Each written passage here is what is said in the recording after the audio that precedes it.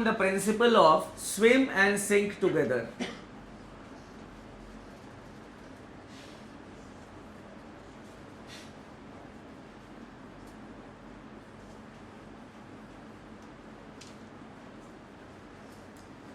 It is based on the principle of swim and sink together. It means that the whole council of ministers will swim together, and if it is a time to sink, all will sink together. Means an individual minister cannot be held responsible for the failure of the government policies. For example, if the agriculture policy is a failure, it does not mean that the agriculture minister will be responsible for it and a no confidence motion will be brought against him in the Lok Sabha. It is not like that. The no confidence motion can be brought against the government as a whole, against the council of ministers as a whole. That is the concept of collective responsibility. Why? Because when we say policy of the government of India, it means it has been adopted by the cabinet. And once the cabinet approves it, then it becomes the policy of the government of India.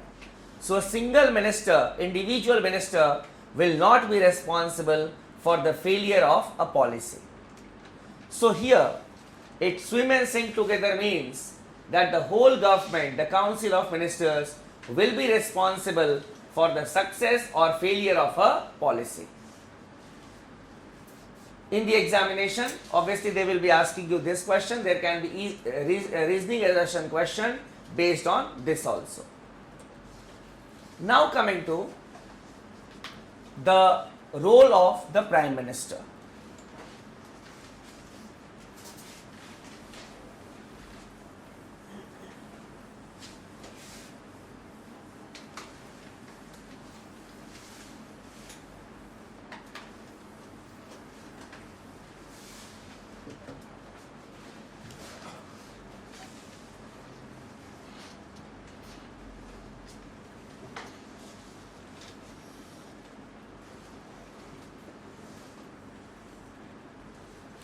Role of the Prime Minister.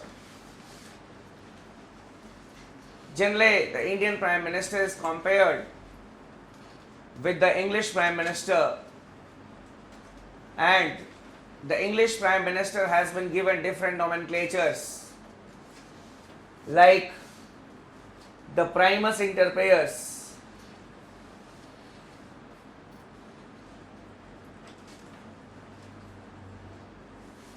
that is the first among the equals.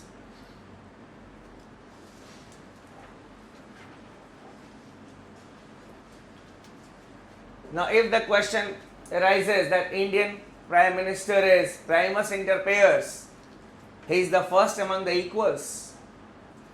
Another title that is given, nomenclature that is given to the English Prime Minister is, he is a moon among the lesser stars. He is the moon among the lesser stars. These are some nomenclatures which have been given to the English Prime Minister.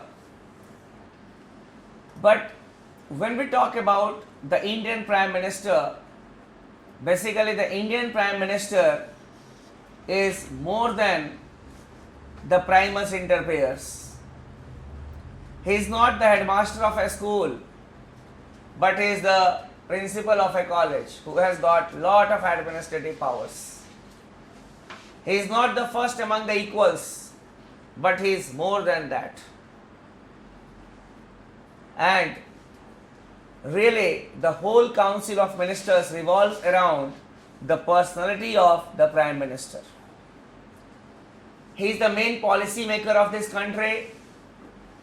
He chairs the cabinet meetings and he sets the agenda for that. It is on the advice of the Prime Minister that the President appoints the ministers, and it is he who distributes the portfolios among the ministers. If the PM resigns or dies, the whole council of ministers cease to exist. He is the most important political person of the country, and he is the spokesperson of the government of India, in the sense that whenever the country is in crisis, then the whole country look towards the Prime Minister for a statement. And he shapes the policy of the country. He sets the tone, that is in which way the country is going. And that is why the Prime Minister's voice is heard. He has the right to interfere in the working of any ministry or department. And if he feels, he can ask for information from any minister. He can interfere in the debate of the parliament.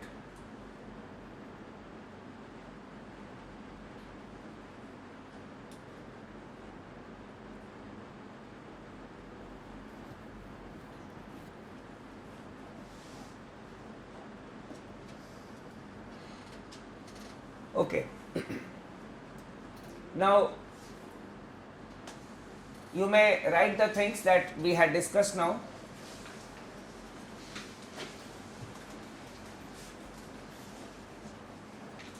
In the words of Harold J. Lasky,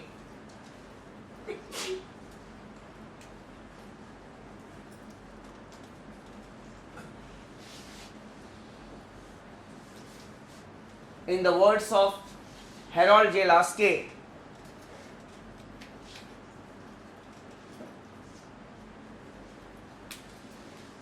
the Prime Minister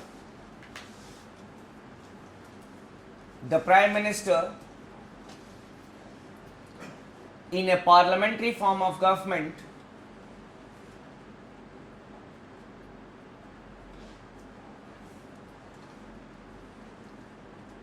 is central to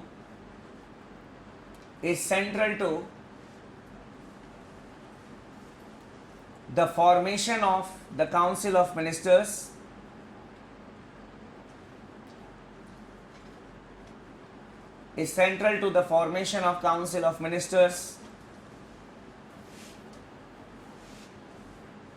central to its life,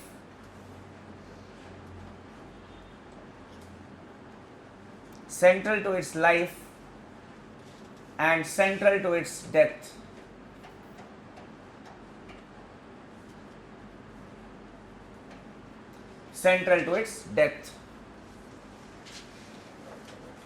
As India is having a parliamentary form of government,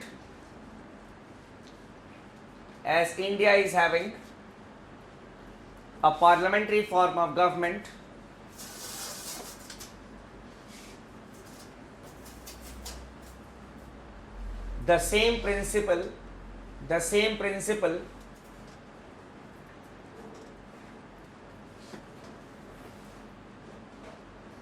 applies for India as well.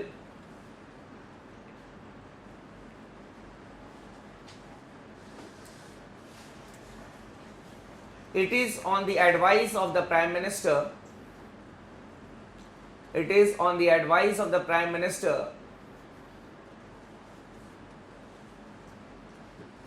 that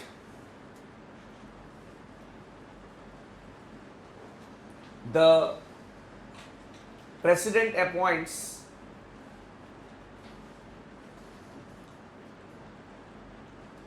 the ministers in the Council of Ministers.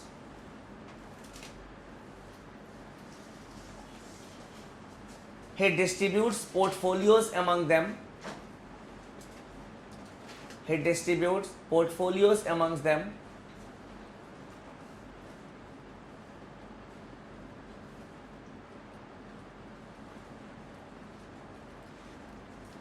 And if the Prime Minister resigns or dies,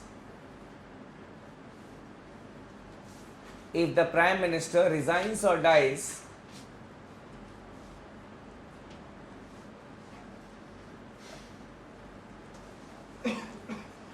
the whole Council of Ministers cease to exist.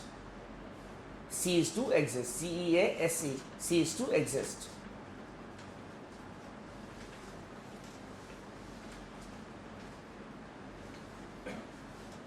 In the next paragraph you can write, the PM is the sole link. The PM is the sole link between the President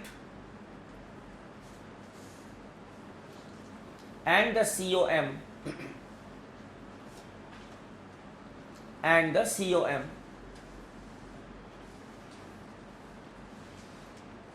under Article 78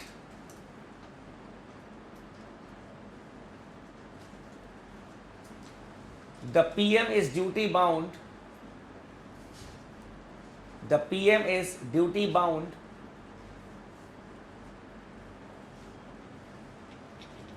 to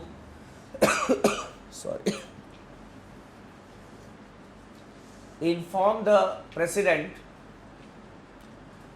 the President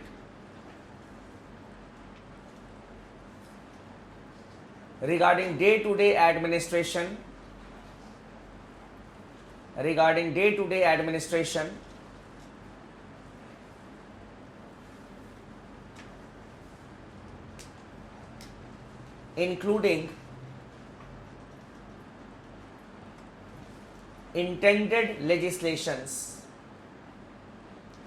including intended legislations.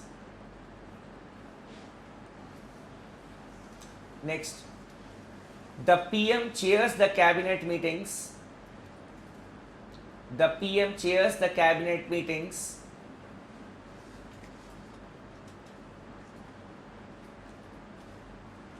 And sets the agenda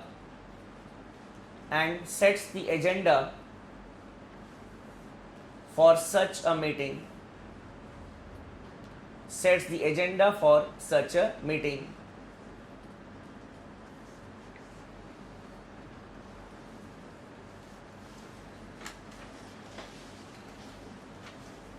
He can ask for information.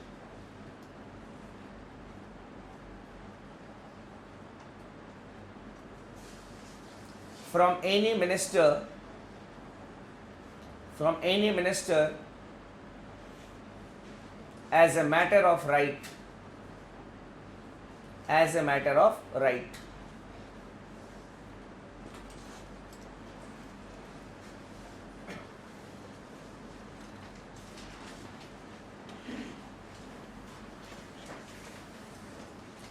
Next, he can interfere in an ongoing discussion in the Parliament.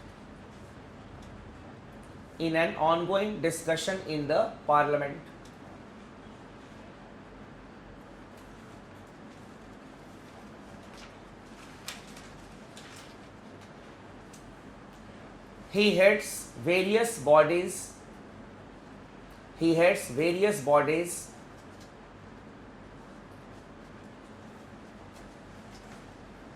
like the Niti Aayog,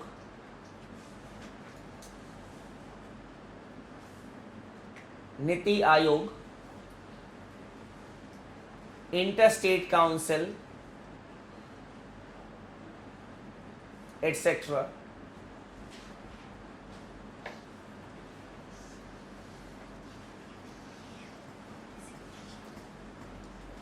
He is the most important political person of the country.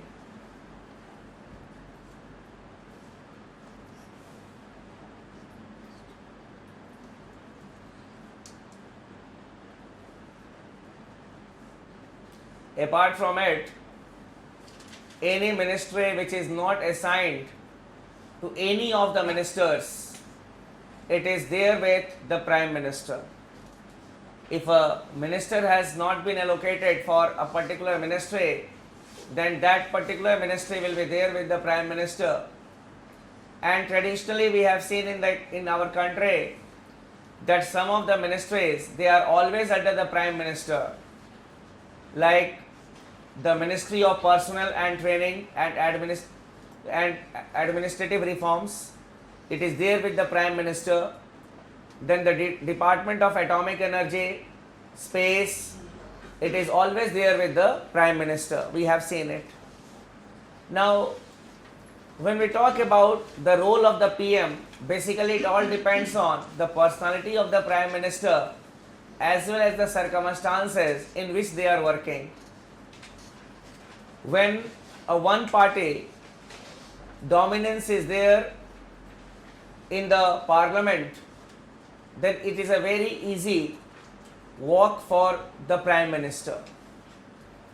But during the coalition governments, the traditional role of the Prime Minister takes a back seat and the role of the Prime Minister declines.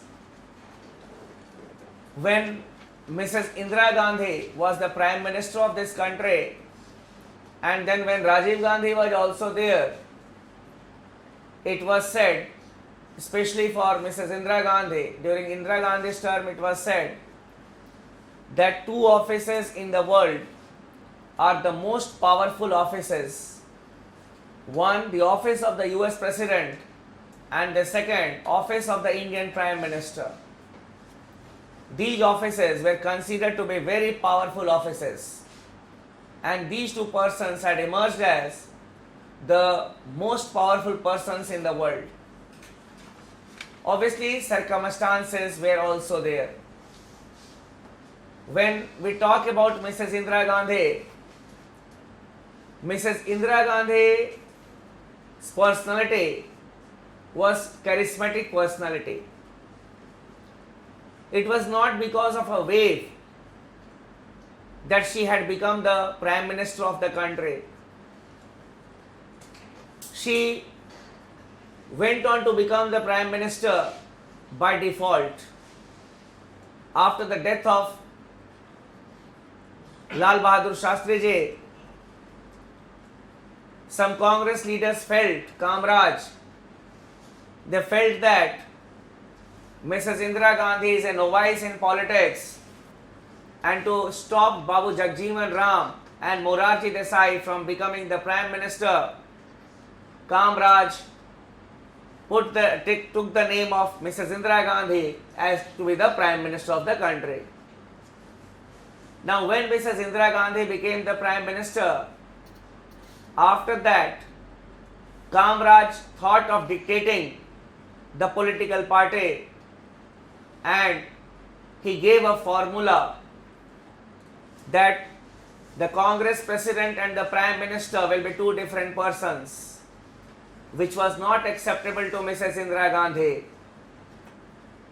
The divide between Kamraj and Mrs. Indira Gandhi led to the defeat of the official Congress candidate in the presidential elections, where Mrs. Indira Gandhi supported the candidature of V.V. Giri, who was not the official candidate of the Congress.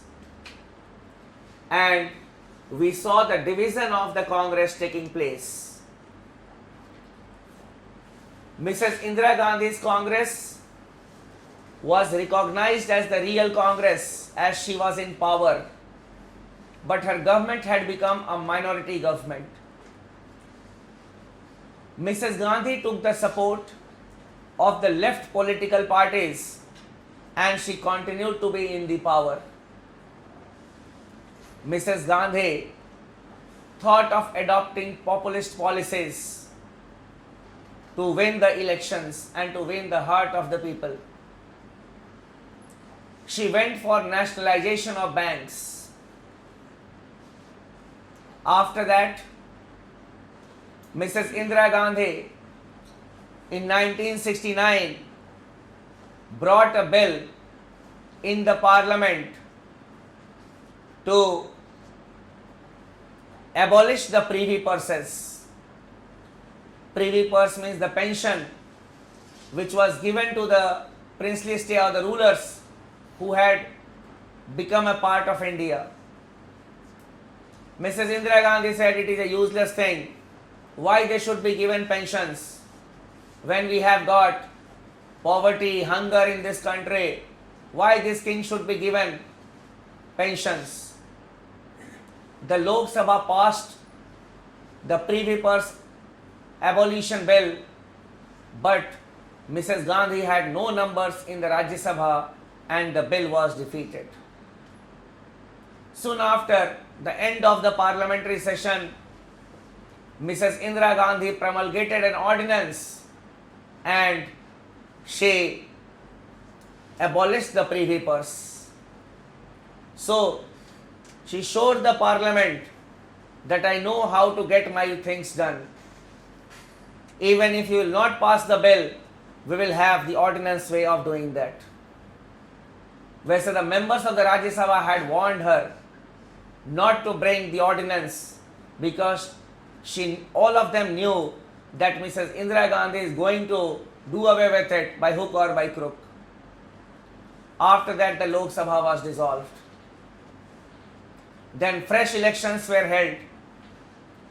Mrs. Gandhi gave a slogan which the people accepted, and that slogan was Garibi Hatao. So basically, the issue-based politics, a politics based on a slogan, started, Garibi Hatao, and that appealed to the people of India. And Mrs. Indira Gandhi emerged as a charismatic personality in this country. She never spoke nonsense. She never spoke nonsense to the people. Never. And you just cannot believe that the women, the poor, used to cry when they used to see Mrs. Indira Gandhi that she is our Masiha, because she had really shown by nationalizing the banks. Because earlier, when there was privatization of the banks, obviously the poor people were the sufferers. The landlords used to lend money with higher interest rates. And the abolition of, we can say, the privy purse through an ordinance, it set the tone of Mrs. Indira Gandhi's entry, a full-fledged entry into the national politics. And she got an overwhelming majority in the Lok Sabha elections. After that, circumstances made Mrs. Indira Gandhi more stronger as the Prime Minister. We have got a neighboring country. The name of that country is Pakistan. You all know it? In Pakistan, they play a game that is known as musical chair game. In Pakistan, they play a game that is a musical chair game, and there is a chair known as the Prime Minister's chair or the government, and the game is the military elite and the political elite, they are always eyeing on that chair. So, in 1970, it was Yahya Khan, the military ruler, who was sitting as the head of the government. And what Yahya Khan had did, he had conducted elections in Pakistan, general elections. In Pakistan, there were two political parties at that point of time, Awami League and Pakistan People's Party. Awami League was the dominant party in East Pakistan, and Pakistan People's Party was a dominant party in West Pakistan. East Pakistan was dominated by the Bengali speaking Muslims, and the West Pakistan by the non-Bengali speaking Muslims. in the elections, Awami League got the majority. And Sheikh Mujibur Rahman was to be the next president of Pakistan. Yahya Khan even declared a date for convening the meeting of the National Assembly in Dhaka. But Zulfikar Ali Bhutto, the leader of Pakistan People's Party, he advised Yahya Khan not to call the meeting of the National Assembly because the Awami League, which was dominated by the we can say the Bengali speaking Muslims, had come to power, or it had got the majority. Zulfikar Ali Bhutto said that these Bengalis will dominate the Pakistani politics. The date was postponed. But the people in East Pakistan realized that discrimination is being done on the basis of language. Now you see, a country which was based on religion, language came. Then protests started in East Pakistan. Bandhs, hartals became a part of the day. And Yahya Khan started suppressing the voice of the people ruthlessly. And the people from East Pakistan started coming to India as refugees. And we started facing the problem of refugee in India. Mrs. Indira Gandhi took a very serious note of it. And meanwhile, what happened? That in the East Pakistan, they organized a militia called Mukti Wahini. Militia is a political party in military lines. It is opposite to a mass party whose membership is open to all, and the non-military way is there. Now Mrs. Indira Gandhi took it very seriously, that is the coming of the refugees to India. She went to the Western countries and she asked all the countries, including America, to put pressure on Pakistan to restore a democratic government there, so that we will not have refugee problem in India. None of the countries, they came to our help. And United States of America even threatened India, warned India not to interfere in the internal affairs of Pakistan. Mrs. Indira Gandhi came back. By then it was November 1971. And she ordered the fencing of borders. She ordered the fencing of borders, that you fence the borders. No one should come from Pakistan to India. And after that, Yahya Khan got panicked. Ab kya hoga? Now earlier we used to beat them. They used to go to India.